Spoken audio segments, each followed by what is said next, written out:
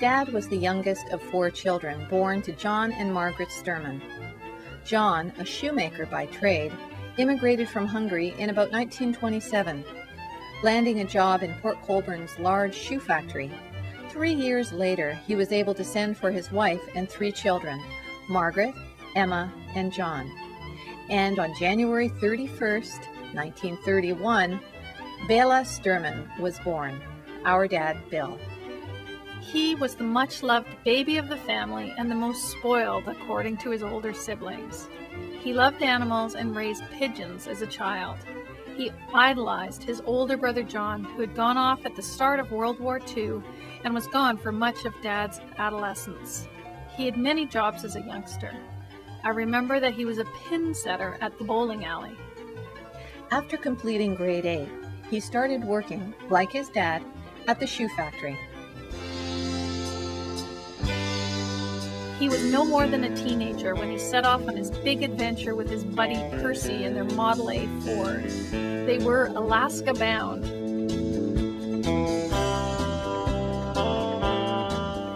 We always loved to hear these stories, camping beside the side of the road, picking fruit in the Okanagan, going to the Calgary Stampede. The Stompin' Tom song about working in the tobacco fields was completely true according to Dad. That was one of the jobs they worked at to make money for the next tank of gas. They never made it to Alaska. Dad said, "We just ran out of road." There were stories of traveling through the giant redwood forests and then the desert in the U.S., having their brakes fail on a downhill logging road, and on and on. It was a blast. Dad may have invented the phrase, "work hard, play hard." After returning from the big trip, Dad got a job at Inco. At one time, he was moving the train cars around the yard, often full of coal. There was an older woman who used to pick up the coal that had fallen off the cars to heat her home. Dad said one time when he saw her, he gave the car an extra bump. And when the extra coal fell off, the woman smiled and waved at him. One of Dad's best attributes was his kind heart. He and Mom taught us the importance of kindness and treating others with respect. During this time at Inco, he met my mom and quickly fell in love, and they were married soon thereafter. They were a loving couple for nearly 40 years. Still, it was surprising to me when after Mom died, we found an old purse, and in it were love letters written by Dad from their courtship. It offered a glimpse into our dad, that very sweet and sensitive person.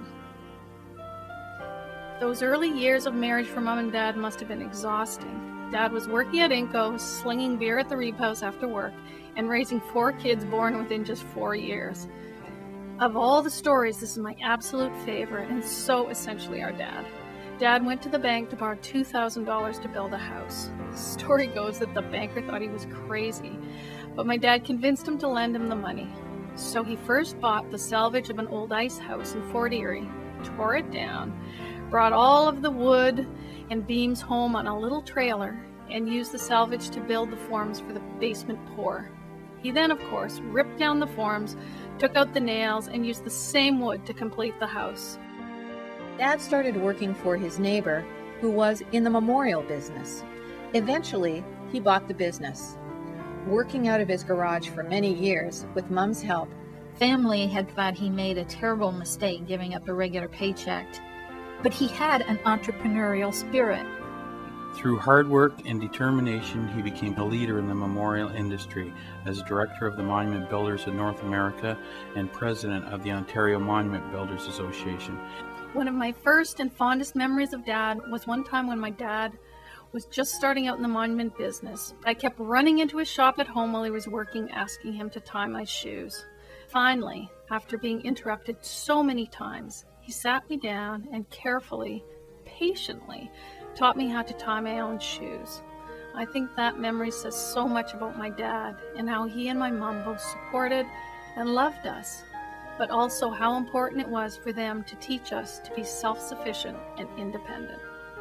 He and Marg thought there is no place better in the world than Port Colborne, Bill worked hard to make it a better place as a volunteer firefighter, an elected member of the school board, and as a member of the Chamber of Commerce and Industrial Commission. He was involved in many local groups such as the Lions Club, Rotary Club, Gyro Club, and the Port Colborne Club. Working with horses was where Dad and I spent lots of time together. He and Jack eventually did buy a geriatric old standardbred named Linden Joe. We all called him Liniment Joe. When Joe was laid up and recuperating at our barn, I was allowed to ride him. I was thrilled when Dad took me out to buy a saddle.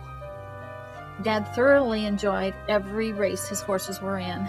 The stress beforehand got his guts stirred up, and he would bang his fists on the railing while yelling, "Come on, go, go, go!"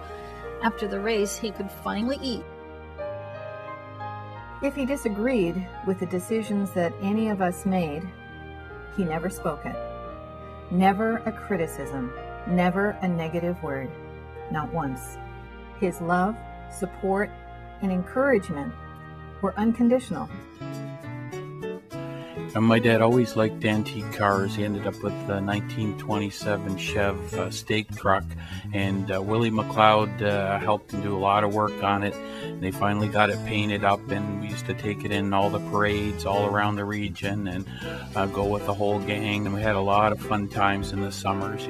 He also ended up with a 31 Ford truck as well. It was the same age as him, he used to say, but it was in better shape. So, yeah.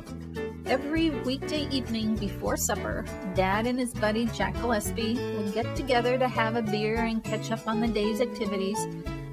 They were kindred in their love of a good laugh, and practical jokes were their stock in trade. As kids used to refer to these get-togethers as playing Jack and Bill. Dad and Mom loved to get together with their many friends for parties, dances, and travel. The Gyro Club in particular had some madcap fun events.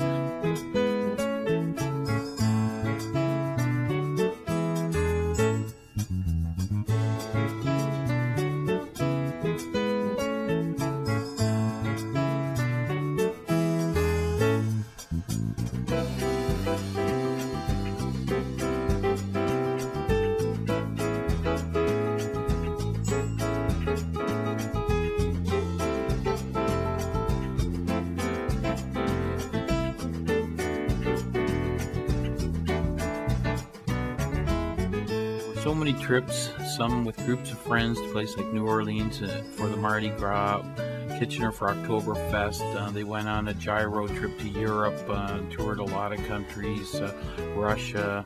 They went to Australia one time. They went on a lot of different cruises and bus trips, and they used to enjoy traveling with their friends, and they had a lot of fun.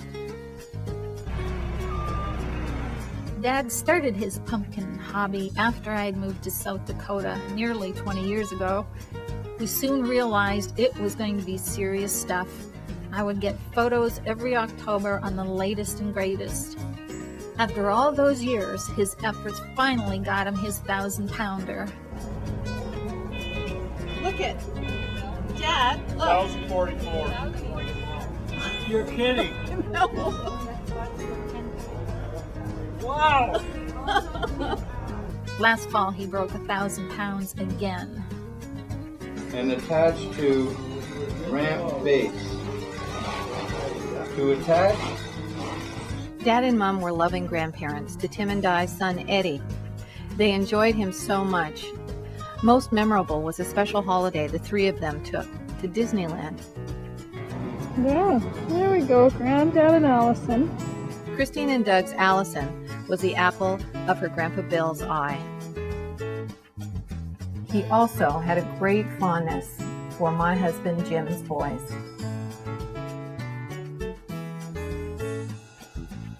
There was one other special moment for me personally. That was my last day of grade 13 when I got my marks, and they were better than I'd expected. I came home a bit bleary-eyed after partying with my friends to find a bouquet of flowers from my dad with his congratulations. It was such an unexpected and precious moment. Dad's love for Mom and hers for him was the ever-present backdrop to our childhood. He always kissed her twice.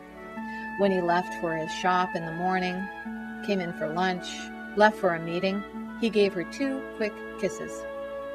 It punctuated the everyday comings and goings of our life. In the last several months of Mom's life, when she was back and forth from the hospital, and it became clear that we were losing her, I noticed that he kissed her 3 times. He always kissed her 3 times. They danced well together.